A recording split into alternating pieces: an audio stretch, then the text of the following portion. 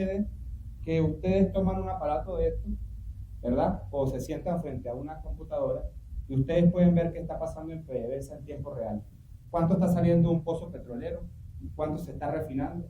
¿O cuánto se está llevando un tanquero? ¿O a la factura que va a cobrarse? Todo eso es lo que ofrecemos como un gobierno abierto. Y tomamos a PDVSA por ser hoy el epicentro de la corrupción de Venezuela. Pero al mismo tiempo, eso está relacionado con la calidad de vida de la gente. Porque no solamente Venezuela tiene petróleo y gas, esto es importante, pero ese no debe ser el foco en nuestro planteamiento de reconstrucción de Venezuela. Hablar de la reconstrucción de Venezuela significa que tengamos la posibilidad de incorporar al petróleo, pero también de incorporar al turismo, pero también incorporar la agricultura y diversificar nuestra economía para que no sigamos siendo un país dependiente del petróleo. Y nosotros en concreto, hoy a los merideños les ofrecemos herramientas que están conectadas con este país transparente. En primer lugar, hoy desde nuestro sitio web o nuestras redes sociales, ustedes pueden descargar la billetera Mi Arepa. Imaginen una cuenta de banco, pero el banco está en su bolsillo. Imagínense el banco, pero que no lo administra un banquero, sino lo administra usted, porque usted es el propietario de lo que usted pone allí. Imaginen que ustedes puedan ahorrar, que ustedes puedan escapar del proceso de devaluación o de inflación del bolívar. Imagínense que ustedes puedan recibir o enviar remesas sin ningún costo.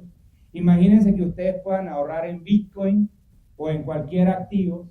Es más, adivinen una moneda estable como el USDT que se usa en Venezuela, pero venezolanos con fondos venezolanos y que la riqueza quede en Venezuela. Bueno, eso ya existe y no es propuesta de campaña.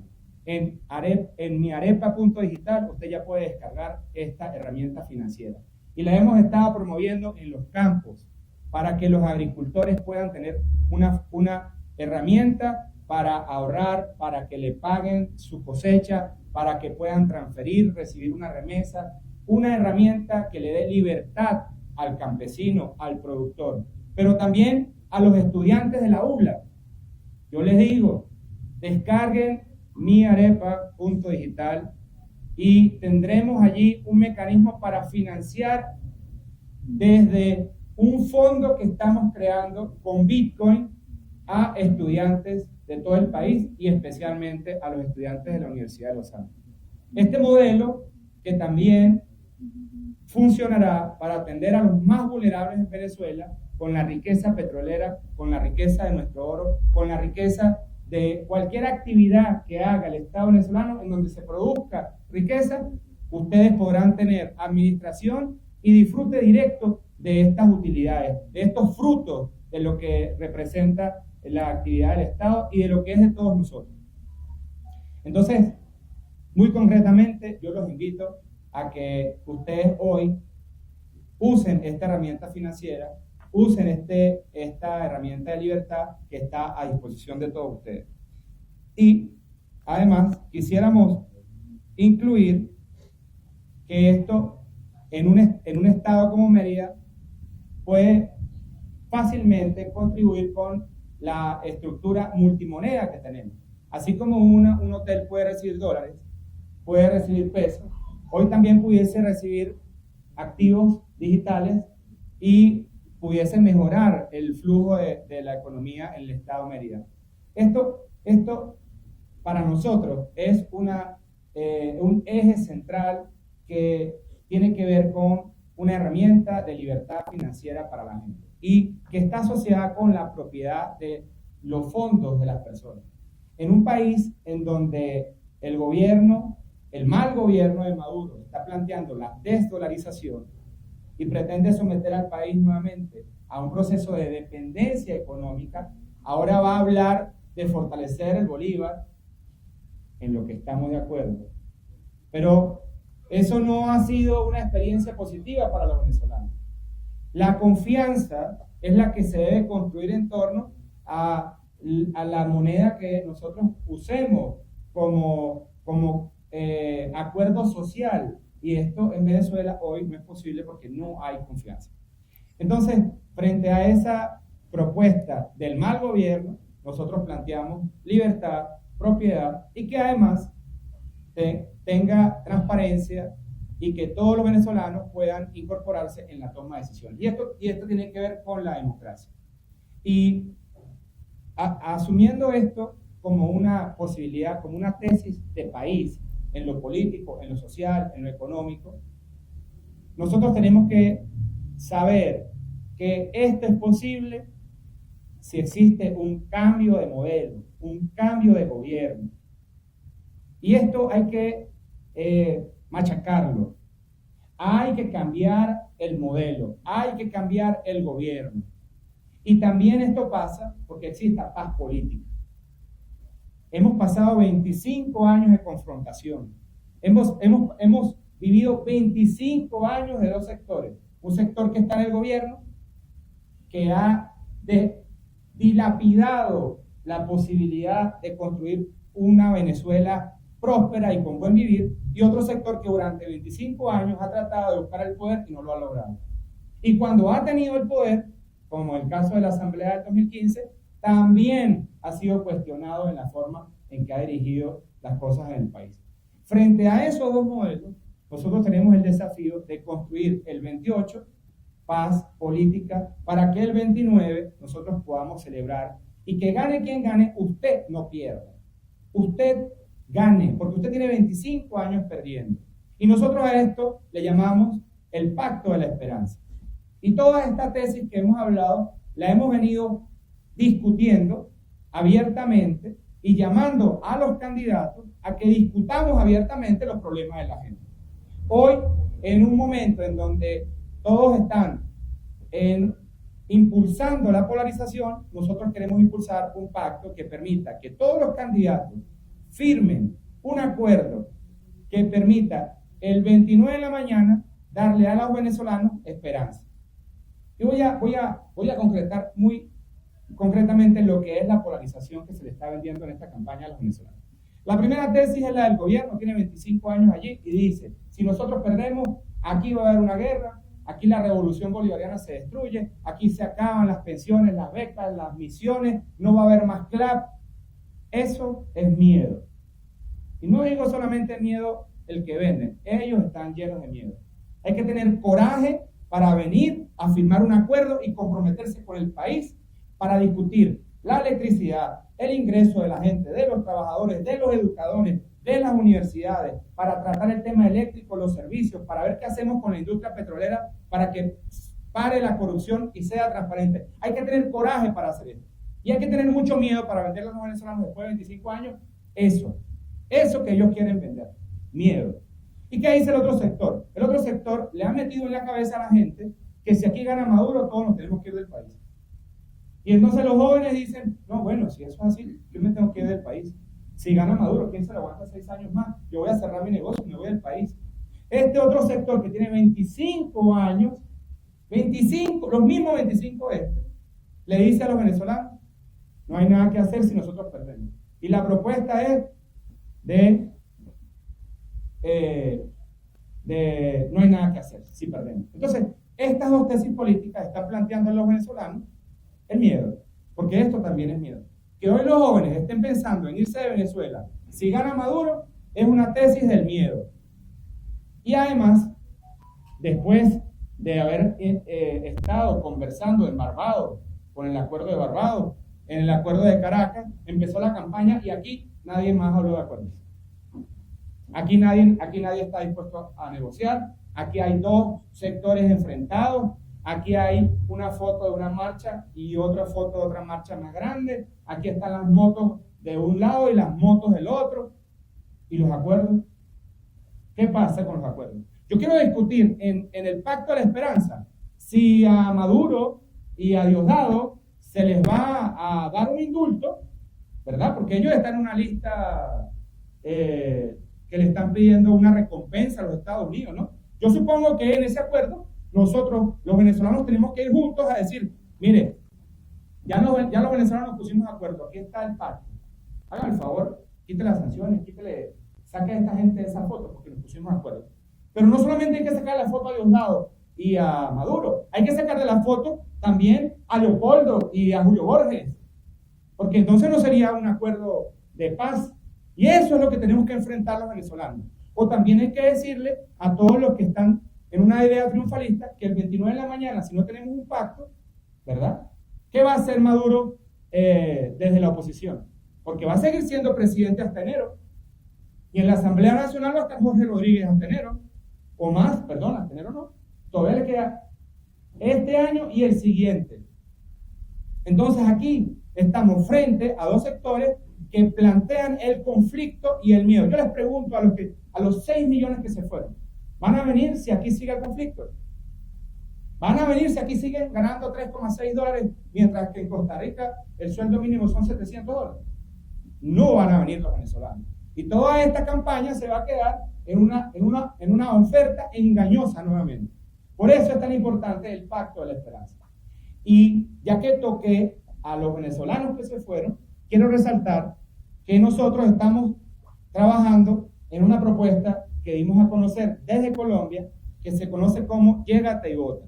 ¿Por qué? Porque publicaron los resultados de la inscripción en el registro electoral, los definitivos, y hay 6 millones de venezolanos que quedaron por fuera. Y no dicen nada. No lo dice Maduro, pero tampoco lo dice Don Edmundo. Nadie habla de los 6 millones que quedaron por fuera. Nadie dice nada porque no votan. ¿No? Está muy claro, no votan. ¿Para qué voy a hablar yo de ellos? Si ellos no votan. Son 6 millones. Y el Estado venezolano tenía la responsabilidad de atender el derecho, no solo a la identidad que se le ha violado a los venezolanos en el extranjero. Se le ha violado el derecho a la identidad al no tener consulado, al no tener sedes diplomáticas en donde la gente pueda renovar sus documentos de identidad. También ahora le roban el derecho, le roban, porque eso es robo, eso es conculcar el derecho al voto. Y 6 millones de venezolanos, 2.5 que hay en Colombia, y otros en España, en Estados Unidos, en Chile, en Ecuador, no pueden venir porque no están registrados para votar, porque no legisló la Asamblea del 2015, porque no legisló la Asamblea Constituyente, porque no legisló la Asamblea actual del 2020, y la ley electoral con la que fueron a inscribirse en los pocos consulados que habían, les pidieron una serie de requisitos a los que los venezolanos en el extranjero no podían cumplir. ¿Quién iba a tener 3 años de residencia para poder inscribirse para votar? Nadie. Entonces en Colombia 2.5 millones de venezolanos se pudieron inscribir en el consulado de Cúcuta, 1.500. Excluidos del Estado. El Estado venezolano excluyó a esos venezolanos. Y nosotros hemos abierto nuestra web, arepa.digital, y en nuestras redes sociales ustedes pueden entrar al Gocho Ceballos y pueden ir al enlace que está allí en mi bio, y ustedes podrán registrar los datos de su familiar. O si usted está en el extranjero, usted podrá registrarse como una persona que quiere venir a votar a Venezuela, y nosotros vamos a buscar en solidaridad con otros venezolanos apoyo para un fondo que ayude a venir a venezolanos a votar. Y vamos a promover una ley para que los venezolanos que hagan gastos para venir a votar, el Estado venezolano les pague de manera retroactiva. Y eso es parte de lo que estamos llevando en el Pacto de la Esperanza. ¿Por qué? Porque nosotros allí también estamos incluyendo la defensa de los derechos de los venezolanos que están fuera de Venezuela. Esto es parte de nuestras propuestas. Un país libre, un país democrático, un país con propiedad, un país que permita paz para que podamos para poder reconstruir esta Venezuela entre todos y sin que nadie esté excluido. Y con foco en este Estado, nosotros nos comprometemos con la recuperación de la infraestructura del Estado Mérida, con la recuperación de los servicios del Estado Mérida. Nos comprometemos, yo como andino, como Gocho, me comprometo a que en este eje, Táchira, Mérida, Trujillo, Zulia, y con el lado colombiano, norte de Santander, el departamento Zulia y otras partes de Colombia, hagamos un gran eje de desarrollo. ¿Por qué? Porque uno de los grandes enemigos que tenemos nosotros en los Andes es el centralismo que ha venido desarrollándose durante 25 años en el mal gobierno de Nicolás Maduro, y por eso tenemos que construir la descentralización y la federación, ese federalismo que Bolívar del que hablaba Bolívar, porque no es otra idea sino esa. La idea del federalismo debe permitirnos desarrollar nuestras regiones. Así que bueno, desde aquí estar hoy también muy dispuesto a las preguntas que tengan que hacerme. Candidato, lo siguiente. Esto es algo hipotético, es un sofisma, o a dónde va esta irrealidad. No es fácil, no es muy complejo lo que usted está planteando. Esto me parece excelente. Ojalá que ciertamente esos venezolanos pudiesen venir a sufragar. Ahora, esos gastos que ustedes han manifestado van a salir de una ONG, van a colaborar quiénes, porque sabemos la situación del país y la de cada venezolano. Eso por una parte. La polarización, cómo luchar contra ese monstruo que está dividiendo la oposición y el gobierno. Y hay acuerdos entre sectores de la oposición que soterradamente se han movido, y hay sinvergüenzas allí, cómplices que también han sido conocidos y los han denunciado y se han hecho contra ellos. Es decir, yo un problema sumamente complejo y la gente, cómo generarle confianza, que tenga un clima totalmente desesperanzado. Muy bien. Voy a empezar por la confianza. Tenemos 25 años promoviendo la desconfianza entre los venezolanos. Y precisamente se promueve la desconfianza desde las cúpulas, desde los sectores que están hablándole al país, desde los liderazgos se promueve la desconfianza. Y frente a eso, yo creo que aquí hay que construir con hechos, con pasos concretos, confianza. Y nosotros cuando nacimos como partido Arepa Digital, desde el día cero hemos trabajado para que todas nuestras propuestas estén enfocadas en la gente. En la gente. Porque la principal desconfianza que tiene hoy el país es en un sector político que durante 25 años solamente ha trabajado por sus intereses. Eso es evidente. Es evidente. Y tanto gobierno como oposición durante 25 años ha establecido un sistema desde donde ambos sectores se benefician. El 29 de la mañana, después de toda la polarización política, el conflicto que están planteando, seguramente los miembros de estos dos sectores no van a tener mayores dificultades. Vendrá la otra elección y así siguen. Y la gente, y los problemas de la gente, y los jubilados y pensionados que pagaron durante su día laboral que hicieron ese aporte mensual al Fondo de Seguridad Social de Venezuela y hoy le arrebataron todo su trabajo y un día despertaron y no tienen nada. Y los educadores de la Universidad de los Andes, los profesores de la Universidad de los Andes, quienes tenían un rol fundamental para el desarrollo de la universidad, la universidad comprendida desde el espacio de libertad, de cátedra libre, de superar, de idea de superación para la gente, que hoy están también, al igual que todos los jubilados y pensionados de este país, abandonados. ¿Qué hacemos frente a eso? Bueno, construir propuestas muy concretas que busquen que sean los temas de la gente los que se discutan y que los compromisos sean con la gente. ¿Cómo le damos confianza al venezolano para que vaya a votar el 28? ¿Cómo le damos confianza? Bueno, le tenemos que garantizar que lo que va a pasar ahí se va a respetar. ¿Sí o no? Yo voy a recordar el 2007. Movimiento estudiantil. Estábamos nada más y nada menos que evitando que Hugo Chávez, promotor de la reforma para la reelección indefinida, se quedara eternamente en el poder. Y desde el movimiento estudiantil, jóvenes de todo el país lograron una gran victoria. Pero poco se conoce esa victoria. ¿Y por qué esa victoria ocurrió? Primero, porque teníamos un movimiento estudiantil que logró motivar a todo el país y lo cohesionó, alineó al no a la reelección indefinida. Segundo, logramos cubrir todos los centros de votación.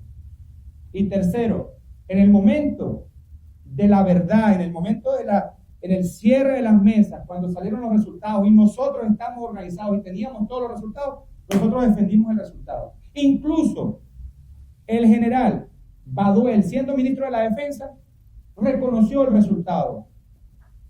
Todos recordamos cuando Chávez al día siguiente salió a decir que era una victoria pírrica, una victoria de mierda, y disculpen que repita, pero eso fue lo que dijo. ¿Y cómo lo logramos? Nos organizamos, nos movilizamos, defendimos el voto, pero también las instituciones de este país reconocieron el resultado. Eso es confianza. Eso es lo que hay que proponerle a los venezolanos hoy, en este proceso del 28. Y en ese orden de ideas, nosotros en Arepa Digital hemos liberado para todos los venezolanos, y le hago una invitación a todos los merideños, aquellos que deseen ser testigos de mesa, se pueden registrar en arepa.digital y le van a imprimir su credencial de testigo de mesa. Cualquier venezolano que quiera defender los votos, votar y estar en un centro de votación, nosotros vamos a entregar la credencial de testigo de mesa, porque este es un partido de la gente, un partido abierto, no importa si es de izquierda, si es de derecha, si estuvo con Chávez, ahora no está con Maduro, puede tener su credencial de testigo, porque esa es la forma en que nosotros podemos cambiar a Venezuela, con participación de la gente y no cerrándonos a pequeños cogollos. Entonces, yo no creo que esta sea una tarea quijotesca. Yo creo que esta es una tarea que debe hacerse por Venezuela y que los intereses de los venezolanos sean los que se discutan los candidatos. Por ejemplo, la Universidad de los Andes, la universidad autónoma más representativa de los Andes venezolanos. ¿Por qué no nos invita a los 10 candidatos a debatir abiertamente las propuestas? ¿Por qué no nos invitan? Si son tan activos y han abierto ese espacio tantas veces, hoy en donde se define este momento tan importante para todos, ¿por qué no nos invitan? ¿Por qué no abrimos el espacio? No podemos ir a BTV. Nosotros no podemos ir a BTV. Ahí hay un algoritmo. El candidato del mal gobierno, Maduro, se queja que el algoritmo de las redes sociales no lo muestra, pero a nosotros no nos muestra BTV. El algoritmo de BTV no sirve para nosotros.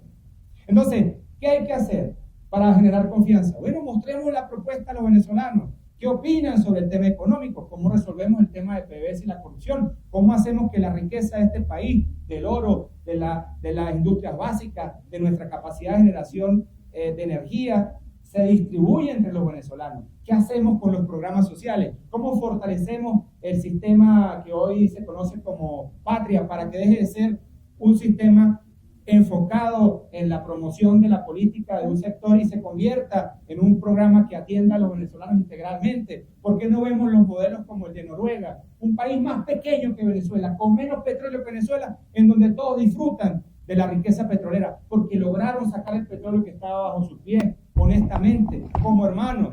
¿Cómo no reconciliarnos? Si es que todos los vecinos que se han metido en los problemas de los venezolanos es porque nosotros nos peleamos primero y le abrimos una puerta a que todo el mundo viniera a opinar de lo que no tenía que opinar. Entonces, este es el gran objetivo que nosotros estamos planteando: reconstruir a Venezuela, reconciliar a Venezuela, ofrecer herramientas de libertad, de propiedad y de democracia para que la gente tenga voz y voto. Candidato, ¿no? Un poco acerca de su vida en Mérida, es decir, de rueda de prensa, de dónde va, de dónde viene, etcétera. Nosotros venimos del estado Táchira, tuvimos un evento entre Zulia, Mérida, Táchira y Trujillo en la Panamericana, y ahora estamos acá en la capital. Vamos a estar más tarde en el Páramo, vamos a tener reunión con productores y vamos a seguir luego hacia el estado Barinas.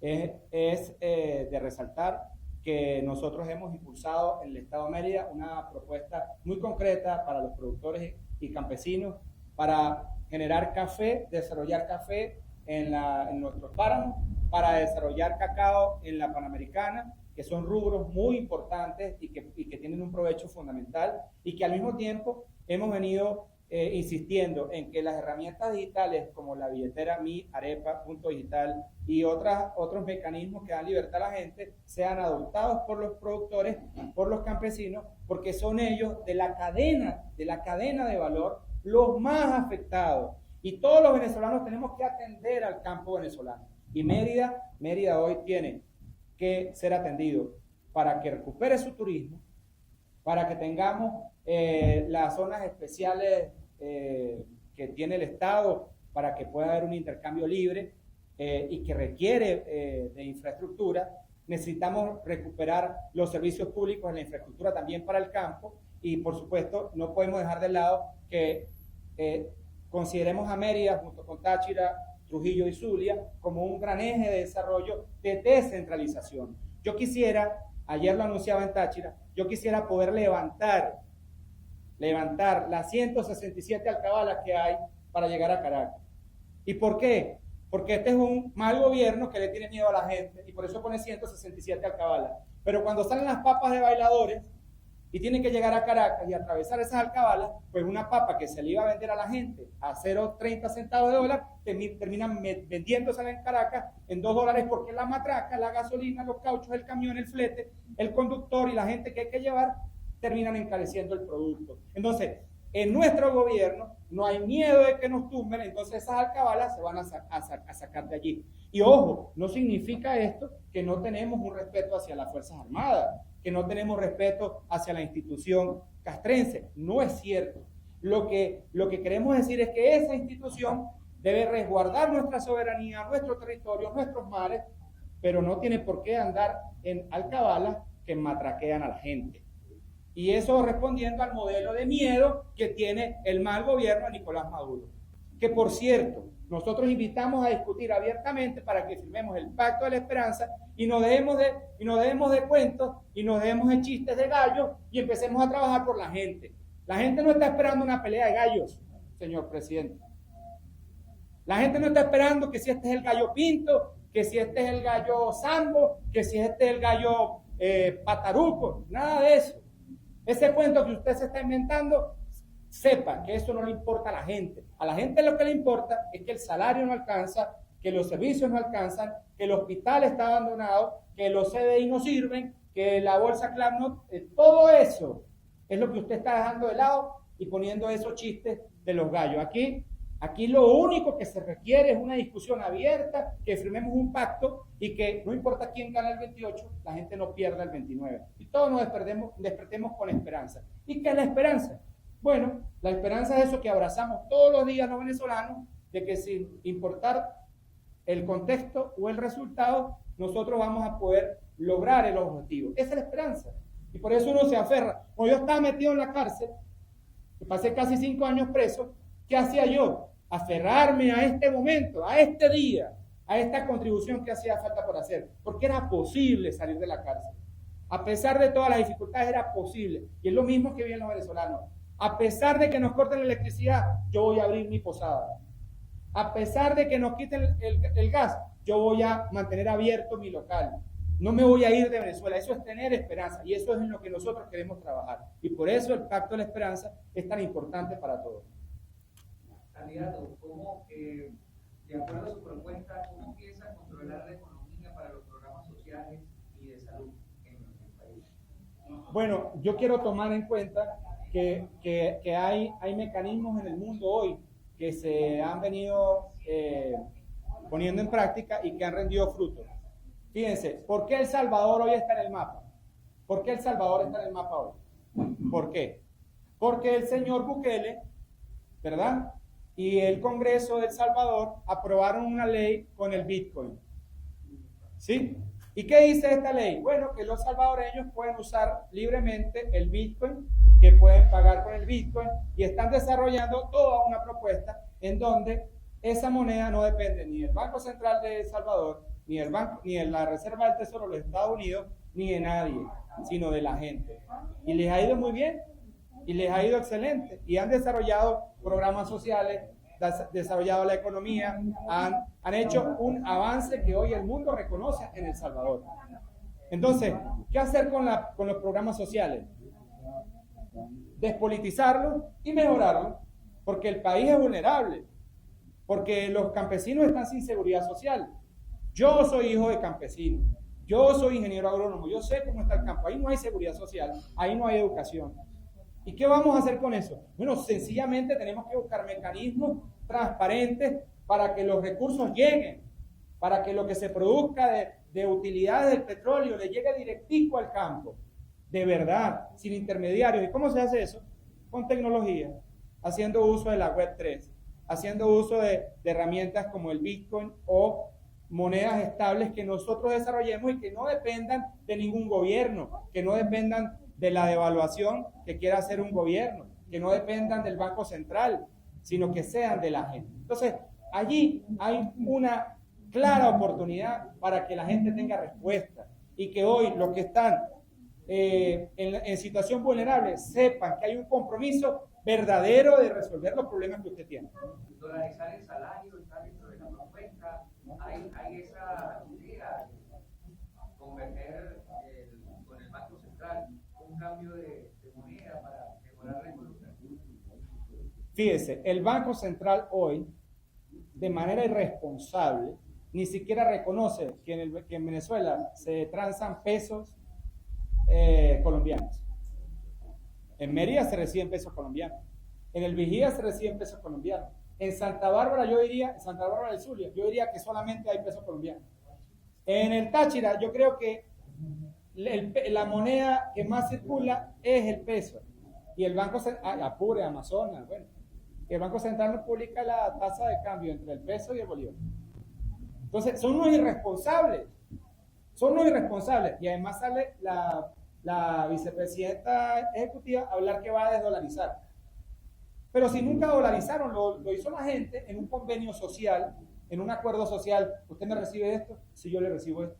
¿Le puedo pagar con esto? Si yo sí. Y así le dimos confianza a la Venezuela multimoneda. ¿Y qué debemos hacer? Bueno, seguir promoviendo las soluciones de la gente, en donde la gente no tiene que estar sujeta a decisiones de malos gobiernos, a procesos inflacionarios, que no tengamos por qué coaccionar y controlar a la gente y sus finanzas, darle herramientas como las billeteras digitales para que puedan ser propietarios de sus activos y de esta manera generar libertad económica, libertad financiera.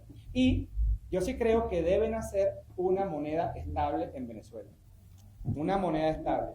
Nosotros ya hicimos lo nuestro y ya pusimos en marcha el proyecto Arepita, que es una moneda estable, 1 a 1 con el dólar. Usted puede enviar y recibir por medio de Arepita remesas. Esa moneda es venezolana, o sea, estamos trabajando para que sea fondeada con fondos de venezolanos y que además, como es blockchain, es transparente y todos sabrán de dónde vienen los fondos, quién usa los fondos, a dónde van los fondos. Y eso permitirá, ¿verdad?, un primer ensayo de una moneda estable venezolana. Y voy a reiterar, ya los venezolanos usan, por medio de Binance, por ejemplo, usan el USDT, pero el USDT está anclado 80% a bonos en la Reserva del Tesoro de los Estados Unidos. Entonces, ¿qué sucede? Que cada vez que usted agarra un dólar que usted trabajó, sudó en Venezuela y lo pone en USDT, está financiando la riqueza en Estados Unidos. En cambio, con una moneda estable venezolana, cada vez que pongamos un dólar, va a financiar un proyecto de seguridad social, va a financiar un fondo de inversiones de unos venezolanos, va a financiar parte del fondo de inversiones que haga el Estado venezolano, y eso es lo que tenemos que lograr. Tenemos que lograr poner en marcha y mejorar lo que ha venido funcionando, que en este caso es la economía multimoneda. También la política del dinero propio de este mundo. Usted dijo en Táchira la eliminación de 167 puntos de control y la aduana. Ya sectores del oficialismo dicen que esto estaría buscando de carácter civil. Sería interesante que pudiera decir algo. Bueno, esta es una idea que les va a chocar a los del gobierno, no a la gente de Caracas. La gente de Caracas va a estar muy feliz de dejar de pagar $4 por un kilo de pimentón. A los del gobierno es a los que no les gusta la idea, porque ellos son los que tienen a la gente ahí sometida a la miseria. Entonces, fíjense, el Estado Miranda, solamente por hablar del Estado Miranda, junto con el Estado Aragua, tienen suficiente territorio, tienen suficientes tierras para darle alimentación al centro del país. Y si le sumamos las áreas aledañas de los llanos centrales, de la zona productora de granos y cereales, terminamos de completar lo que para nosotros puede ser un eje de desarrollo agrícola. Guárico, Portuguesa. Esta zona puede desarrollar fácilmente los rubros que necesita el centro del país. El jabillo, por ejemplo. Pregunten hoy si los productores del jabillo, si tuviesen los incentivos suficientes, no estuviesen produciendo toda la comida para Caracas. Preguntémosle a los paperos aquí del páramo que tienen que competir con los del jabillo para producir por la papa. Eso está pasando hoy. Ahora, lo que es completamente desigual es que un productor del jabillo que está a 1 hora de Caracas pueda tener las condiciones de alguien que está aquí en el páramo a 12 horas, a 12 no, a 12 sin alcabala, hasta 30 horas que tiene que llegar a Caracas para llevar las papas. Entonces, ¿qué es lo que nosotros estamos planteando?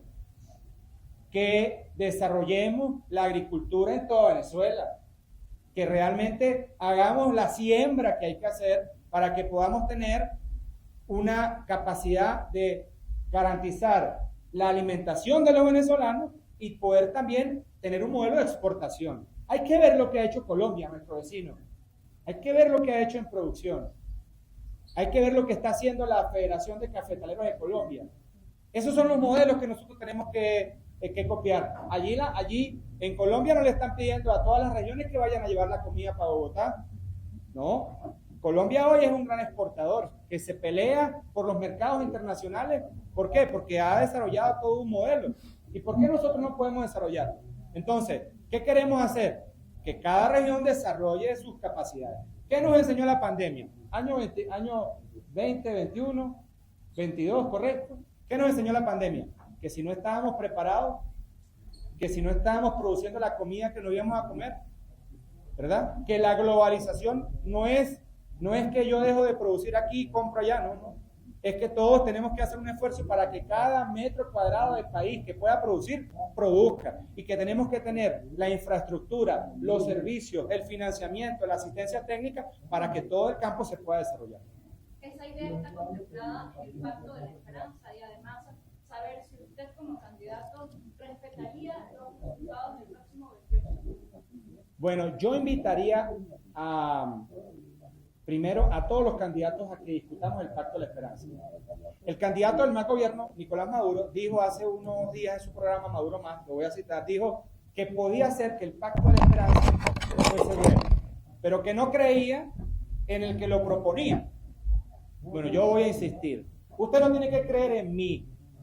Usted tiene que creer en que si discutimos el Pacto de la Esperanza, si discutimos los puntos que están allí, si discutimos el tema de la economía, de la seguridad social, de los servicios públicos, de la producción petrolera, de la producción del país, si generamos un acuerdo político en paz, si podemos hacer esta discusión abiertamente con los venezolanos, el 29, esas firmas garantizarán que el venezolano diga, bueno, yo voté, celebremos que votamos, aquí no hay perdedores, ni hay ganadores, aquí hay un país, uno solo, que quiere que se reconstruya el país, que quiere financiar la vuelta de los venezolanos. ¿Y cuántos días nos quedan? 50 días, más que suficiente para venir aquí a Los Andes. Imagínense ustedes, todos mis paisanos merideños, aquí en la Universidad de Los Andes, los 10 candidatos, todos discutiendo, con las cámaras, con estas cámaras, escuchando lo que tienen que decir. Esto es lo que estamos planteando. Y la otra parte de la pregunta era sobre... esto es muy importante, lo decía hace un rato. La victoria de los venezolanos consiste en que tenemos que hoy alegrarnos y tener el coraje de sentirnos hoy entusiasmados porque hemos decidido ir a votar el día 28 de julio. Y tenemos opciones por las cuales podemos votar. Y tenemos que lograr que ese día se convierta en un día en que los venezolanos, por la vía del voto, por esta ruta electoral, resolvimos nuestros problemas. Que no fue una guerra, que no fue más heridas para los venezolanos, que lo logramos con democracia. Y yo sí estoy dispuesto a afirmar, no solamente por reconocer los resultados, sino también por la gente. Yo quiero poner mi firma en un documento que le dé esperanza a los venezolanos y que los venezolanos sepan que este conflicto se acabó, que este conflicto terminó, y que vamos a entrar a este siglo. Fíjense, siglo XXI, tenemos 25 años, un cuarto de siglo desperdiciado en esta contienda. ¿Hemos aprendido? ¿Qué hemos aprendido? Pongámoslo en práctica, pongámoslo allí.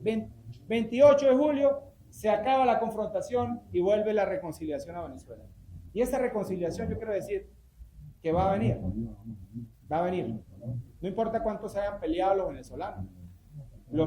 Son los mismos que comen arepa todas las mañanas, son los mismos que creen en Jesucristo, son los mismos que hablan el idioma español, son los mismos que les encanta venir a la Sierra Nevada, son los mismos que van a las playas del Estado Falcón. Somos los mismos. Vamos a reconciliar. ¿Alguna otra pregunta? Bueno, muchas gracias. Gracias. Ha sido un placer para mí estar con ustedes hoy y disculpen lo largo y lo extenso.